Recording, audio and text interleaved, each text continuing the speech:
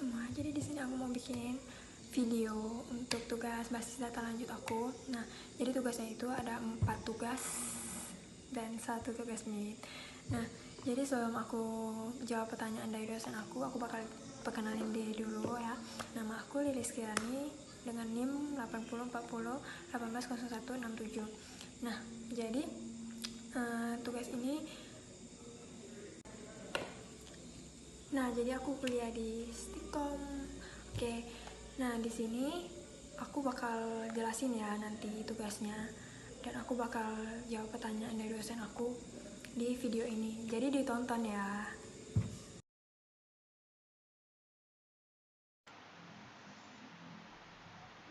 Nah, ini tugas pertama. Sebenarnya ini sudah pernah aku kumpul, cuman karena diminta lagi, jadi aku jelasin lagi. Nah, jadi di sini ada contoh gambar RRD atau Entity Relationship Diagram, ini tentang rekam medik. Nah, jadi di sini ada pasien, admin, dokter, kunjungan, diagnosa. Nah, ini merupakan entitas. Sedangkan ini yang bulat-bulat seperti olah ini, oval. Nah, ini adalah atribut. Merupakan atribut dari entitas. Jadi di sini aku jelasin. Di sini ada pasien. Ketika pasien ingin melakukan pendaftaran itu harus melalui admin. Nah, jadi pasien yang akan mendaftar harus melalui admin.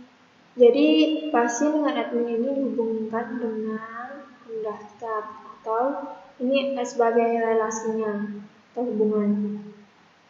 Nah, jadi di sini pasien sebagai entitas memiliki atribut seperti kode pasien, nama pasien, jenis kelamin, tanggal lahir, status, alamat. Akan melakukan pendaftaran kepada admin. Di sini admin mempunyai atribut nama admin dan kata sandi.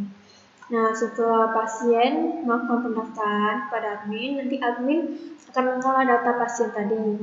Nah, setelah admin mengolah data pasien, barulah nanti admin bisa memberikan data pasien kepada dokter. Nah, di sini admin dengan dokter juga dihubungkan dengan relasi atau hubungan mengolah. Nah, jadi dokter di sini juga memiliki atribut kode dokter, nama dokter, spesialis, telepon, dan alamat. Nah, nanti pasien yang sudah daftar ke admin, kemudian admin akan mengolah data dan kemudian memberikan kepada dokter. Setelah itu, dokter akan mendiagnosa keluhan pasien tadi. Nah, jadi di dokter dengan diagnosa ini dihubungkan dengan melakukan. Jadi dokter akan melakukan diagnosa terhadap pasien tadi. Di diagnosa juga memiliki atribut kode pasien, nama kunjungan, tekanan darah, tanggal diagnosa, biaya, terapi rujukan. Nah, setelah didiagnosa nanti akan diolah lagi dengan admin. Nah, jadi setiap kunjungan, diagnosa, dokter, pasien semuanya berhubungan dengan admin, karena di sini adminlah yang akan mengolah semuanya. Jadi nanti kalau misalnya pasien akan melakukan kunjungan lagi, nah nanti mereka melakukan kunjungan, pasien melakukan kunjungan, akan diolah lagi dengan admin, pernah melakukan kunjungan atau tidak, nanti dicek oleh admin. Nah, setelah di kunjungan ini nanti kalau sudah dapat, nanti barulah akan didiagnosa lagi. Setelah didiagnosa, nanti balik lagi ke admin. Seperti itu. Nah, di sini ada contoh gambar yang kedua tentang penjualan. Nah, jadi setiap customer atau pelanggan yang akan melakukan order barang atau memesan barang, nah mereka harus mengisi dulu nama perusahaannya, kemudian nomor telepon dan alamat. Setelah itu pelanggan akan mengambil barang yang akan diisi oleh karyawan, nama lengkapnya apa, tanggal lahir dan alamatnya. Kemudian pesanannya tanggal berapa. Nah, setelah customer melakukan order atau memesan, selanjutnya akan ke produknya. Nama produk yang akan dipesan itu apa, kemudian detail pesanannya apa, dan suppliernya itu apa. Nah, jadi nama produknya apa, kemudian di sini ada data pesanan, di sini ada atributnya, nama produknya apa, harganya berapa, dan banyaknya berapa, itu jumlahnya. Nah, kemudian di supplier, di sini ada atributnya, perusahaannya apa, nama teleponnya apa, dan alamatnya apa. Nah, setelah itu barulah nanti pelanggan bisa menerima pesanannya.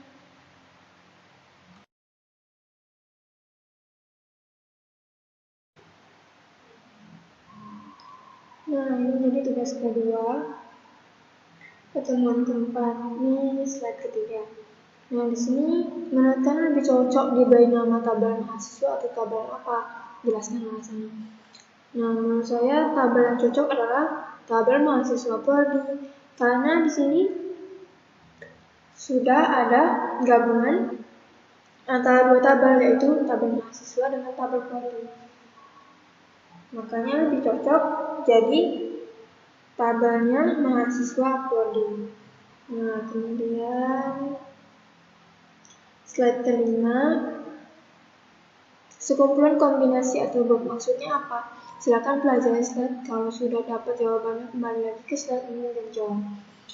Nah, jadi maksudnya itu adalah sekumpulan kombinasi atribut. Maksudnya adalah sekumpulan berbagai macam kolom atau file seperti ID mahasiswa, NIM, nama mahasiswa, dan lain-lainnya dalam sebuah anggota entitas atau yang merupakan file dari mahasiswa sehingga dapat dibedakan dengan entitas lainnya. Kemudian, kira-kira apa yang maksud dari gambar di atas? Jadi DBMS adalah perangkat lunak yang digunakan untuk mengolah dan memanggil query database dan kemudian dapat digunakan atau dipakai oleh banyak pengguna dengan berbagai macam aktivitas. Nah, jadi ini DBMS-nya tuh bisa digunakan banyak orang. Kemudian slide ke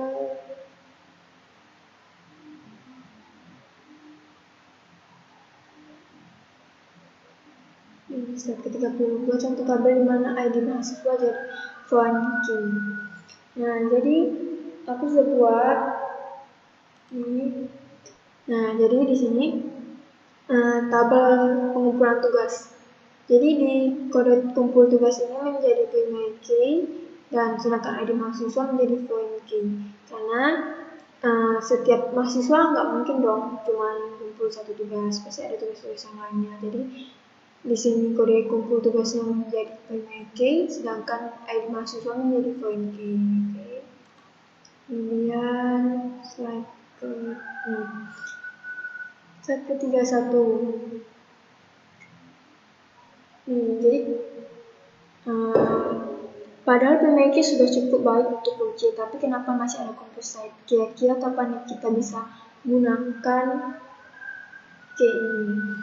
Nah, jadi composite key adalah kunci yang terdiri dari dua atau lebih atribut yang secara unik mengidentifikasi suatu kejadian entitas. Kunci utama untuk entitas adalah kunci komposit. Nah, contohnya suatu entitas yang mewakili masing-masing modul siswa hadir. Entitas ini memiliki NIM dan kode mata kuliah sebagai kunci utama.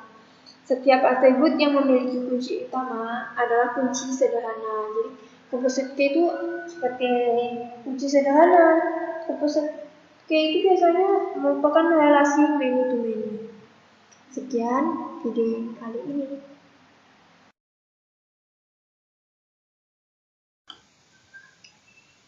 Jadi ini tugas ketiga, pertemuan kelima. Nah, di sini bagaimana bentuk diagram konseptual aturan bisnis tersebut di atas? Silakan buka kembali slide 13 sampai 18, baca ulang dan kerjakan untuk kasus perpustakaan ini. Nah, jadi sebelum kita buat ini, yang pertama tuh kita harus ini. Nah, langkah-langkah yang harus diperhatikan dalam pelajaran basis data konseptual itu ada 7, ya. 1. Mengidentifikasi tipe entitas, mengidentifikasi tipe relasi, mengidentifikasikan dan menghubungkan atribut-atribut dengan entitas atau relasi, menentukan atribut domain, menentukan atribut kunci kandidat, primary, dan alternate, melakukan pengecekan redundansi pada model, melakukan review model data konseptual dengan user atau pengguna. Nah, kita balik lagi ke soal tadi ini. Nah, sebelum kita harus baca dulu objek pentingnya itu yang mana. Nah, jadi di sini aku udah tulis objek pentingnya. Objek pentingnya itu ada mahasiswa. Mahasiswa itu meminjam buku di perpustakaan. Nah, setiap buku itu pasti ada penerbit dan pengarangnya. Nah, jadi entitas dan relationship-nya tuh mahasiswa meminjam buku, buku diterbitkan penerbit, buku ditulis pengarang. Nah, jadi ini contohnya.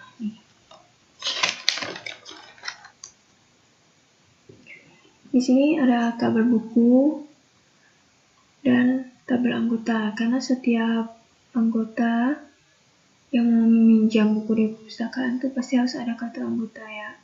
Nah, jadi setiap anggota yang ingin meminjam buku, mereka harus memiliki relasi, maka dibuatlah data pinjam ini. Nah, relasi itu sama dengan kayak hubungan. Nah, jadi di sini hubungan tabel anggota dengan tabel buku. Nih, di sini ada kode buku sebagai primary key, itu kunci utama. Jadi setiap mahasiswa itu harus memiliki kode anggota dulu di perpustakaan. Jadi hubungan antara ini tabel buku dan tabel anggota. Jadi setiap kode mahasiswa yang ingin meminjam buku akan dihubungkan dengan kode buku dan kode anggota di data pinjam ini. Nah, jadi kode buku dengan kode buku di data pinjam ini memiliki hubungan one to many. Nah, jadi sebelumnya tuh aku jelasin dulu ya. One to one tuh artinya setiap entitas, ini entitas ya. Ini entitas hanya mempunyai relasi dengan satu entitas. Nih, seperti ini. Kode buku dengan kode buku.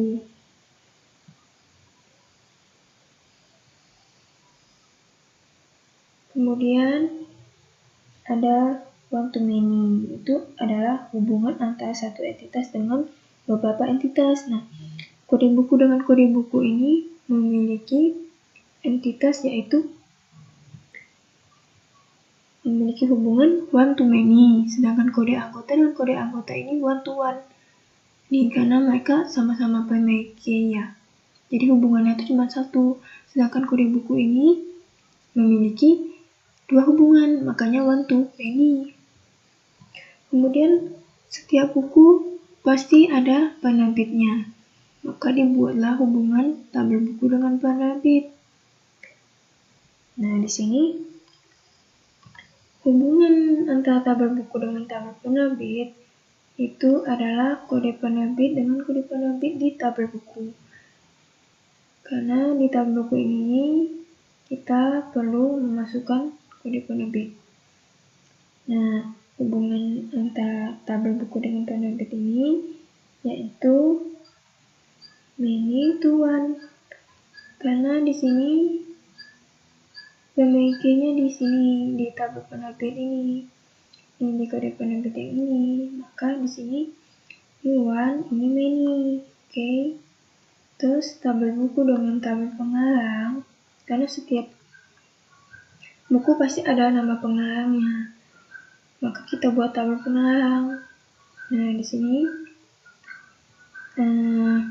hubungan antara tabel buku dengan tabel pengarang ini kode pengarangnya primary key, dan ini artinya one to many atau many to one. Karena di sini kode pengarang hubungannya dengan nama pengarang di sini tabel buku. Nah, sekian dulu penjelasan saya tentang hubungan antara tabel buku, tabel anggota, dan tabel pengarang, dan tabel penerbit. Nah, ini contoh yang saya buat, tabel bukunya. Kemudian ada detail pinjam,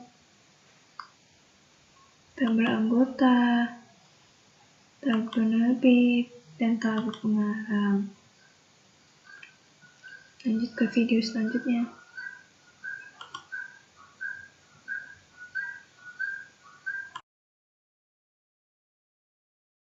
Nah, jadi ini tugas keempat. Pastinya dia sudah buat studi kasus dan buat rancangan tabelnya. Ini aku udah buat studi kasusnya tentang penyewaan baju pada perusahaan Puspita Wedding Organizer. Nah, di sini memiliki entitas kelompok baju, penyewaan, dan konsumen. Di kelompok baju memiliki atribut jenis dan harga sewa yang akan direlasikan atau hubungkan dengan baju. Di sini ada kode baju, jenis baju, model baju, jumlah pestelnya setiap model baju. Nah, kemudian ada penyewaan. Di sini memiliki atribut kode sewa, nomor kartu, tanggal sewa, total baju, tanggal kembali, total sewa, dan ganda. Setelah itu ada konsumen. Di sini ada nomor teleponnya, alamat, nama konsumen, dan nomor kartu. Nah, jadi ini konsumen dihubungkan dengan nomor kartu agar mereka bisa menyewa baju. Karena penyewaan dengan baju dihubungkan dengan kode sewa. Setelah itu ke tabel. Nah, di sini aku udah buat tabelnya. Kira-kira seperti ini contoh tabelnya. Ini kode baju, jenis, model, dan jumlah style. Kemudian akan menyewa, tanggal sewanya, total baju yang disewa, tanggal kembalinya, total harga sewanya, ada denda atau tidak. Kemudian detail menyewanya ini. Kemudian ini konsumennya, ada nama kartu, nama konsumen, alamat, dan telepon. Nah, ini hubungannya. Nah, jadi kelompok baju dan baju ini dihubungkan dengan jenis, seperti yang tadi aku udah bilang. Ini jenis kuncinya, jenis relasinya one to many. Kemudian ada detail menyewa dengan baju dihubungkan dengan kode baju. Ini one to one. Kemudian ada kode sewa dengan kode sewa di menyewa ini. Relasinya adalah kode sewa. Kemudian ada konsumen dengan menyewa, relasinya one to many. Nah, seperti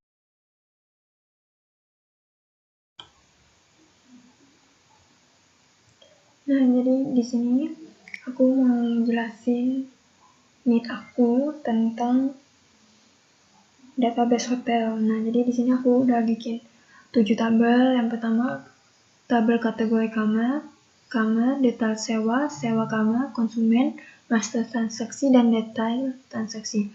Nah, di sini kategori kamar ini untuk menghubungkan dengan tabel kamar. Satu tabel kamar dihubungkan lagi dengan detail sewa. Detail sewa akan dihubungkan lagi dengan sewa kamar. Sewa kamar akan dihubungkan lagi dengan konsumen, dan konsumen akan dihubungkan lagi dengan master transaksi, dan kemudian detail transaksi. Nah, di sini di kategori kamar aku udah bikin ada 2 atribut. Yang pertama kode tipe dan nama tipe. Nah, terus kemudian di kamar ada kode tipe, jenis kamar, lantai, biaya. Ini atribut juga. Kemudian ini atributnya kode booking dan jenis kamar. Di sewa kamar ada nomor kartu, kode booking, tanggal check-in, total kamar yang disewa, tanggal check-out, total harga, dan tambahan biaya. Kemudian di konsumen ada nomor kartu, jenis kartu, nama konsumen, alamat, telepon. Dan di master transaksi ada kode transaksi, nama konsumen, tanggal transaksi. Di detail sewa ada kode transaksi, nama konsumen, tanggal check-in, tanggal check-out, dan total biaya keseluruhan dari sewa kamar tersebut. Nah, di sini aku langsung jelasin aja hubungannya ya. Nah, jadi antara kode tipe di kategori kamar dengan di kamar ini dihubungkan dengan kode tipe. Ini relasinya bersifat one to many. Sedangkan di entitas kamar dengan detail sewa dihubungkan dengan atribut jenis kamar dengan jenis kamar. Ini relasinya bersifat one to one. Kemudian di sewa kamar dengan detail sewa dihubungkan atau memiliki relasi dengan kode booking yang bersifat many to one. Nah, kemudian ada sewa kamar dengan konsumen. Di sini relasinya many to one dihubungkan dengan nomor kartu. Kemudian konsumen dengan master transaksi dihubungkan dengan nama konsumen. Ini bersifat many to many. Kemudian master transaksi dengan data transaksi dihubungkan dengan kode transaksi. Nah, jadi setiap konsumen yang ingin memesan kamar itu, ini akan disimpan kode tipe. Kode tipenya tuh seperti kayak tadi ada nama tipenya tuh elegan, gitu, ini kayak ini ya, kayak elegan atau luxury. Nah, setiap kategori kamar ini akan disimpan lagi di dalam kamar sini. Lantai berapa, jenis kamarnya apa, king, single, gitu. Kemudian detail sewa ini yang akan menghubungkan kamar dengan sewa kamar. Nah, di sewa kamar ini ada kita simpan nomor kartu, kode booking, tanggal check-in-nya kapan, total kamar yang dipesan, tanggal check-out, total harga, dan tambahan biaya konsumen. Nah, nanti setelah sewa kamar, ini sudah dapat kode booking-nya, barulah nanti di sini ada kita simpan konsumen, nomor kartu konsumen tadi, jenis kartunya apa, bisa SIM, KTP, nama konsumennya, alamat, telepon. Kemudian setelah itu barulah kita bisa melakukan transaksi. Kode transaksi ini dibuat agar bisa melakukan data transaksinya tuh apa. Nanti kita kayak bisa print out biayanya. Nah, makanya di konsumen dengan master transaksi ini dihubungkan dengan nama konsumen. Jadi namanya siapa nanti kita masukkan di sini. Nah, tanggal transaksinya kapan. Nah, nanti di data transaksi barulah kita bisa memasukkan kode transaksi yang otomatis akan muncul nama konsumen, tanggal check-in-nya kapan, tanggal check-out, dan total biaya keseluruhan dari konsumen menggunakan sewa kamar. Nah, sekian dari presentasi saya. Terima kasih. Nah, sekian dulu video penjelasan dari aku. Semoga dapat bermanfaat. Dan jangan lupa doain aku supaya dapat nilai A ya. Terima kasih. Dadah. Dan jangan lupa kalau kalian mau kuliah, kuliah aja di Stikom. Dadah.